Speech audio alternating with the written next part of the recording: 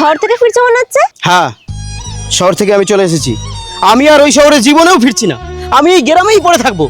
তাতে আমার জীবনে অনেক শান্তি আছে। কেন, শহরে তো ভালোই ছিলে, তোমার আবার কি সমস্যা হলো?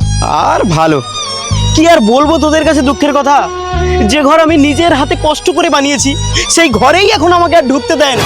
ও বুঝেছি, তার মানে তোমার ছেলেপিলে তোমাকে তাড়িয়েছে? আরে বাবা না, ছেলেপিলে না, ছেলেপিলে কেন আমাকে ঢুকতে দেবে না? তাহলে? আরে কি বলবো তোদেরকে, আমি কালকে হাওড়া স্টেশনে গেছিলাম একটা কাজের উদ্দেশ্যে। সেখানে গিয়ে আমার জোর হিসু পেয়েছিল। ও বাবা, আমার নিজের হাতে বানানো লেডিস টয়লেটে আমি হিসু করতে ঢুকেছিলাম, অমনি কোথা থেকে দুটো পুলিশ এসে আমাকে ঘাড় ধাক্কা দিয়ে বের করে দিল, ঢুকতেই দিল না। জানিস হারামজাদা পুলিশ দুটোকে আমি এত করে বললাম, স্যার আমি এই টয়লেটগুলো নিজের হাতেই বানিয়েছি, আমাকে ঢুকতে দেওয়া হোক, তারা কিছুতেই ঢুকতে দিল না। শালা হতচ্ছাড়া বুড়ো, তোর বিচি তো রাখতে পারেনি, তোর বাবার ভাগ্য ভালো।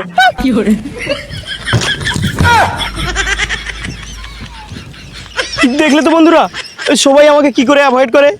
আমি এই গ্রামেও থাকবো না, কিন্তু যাবো কোথায়?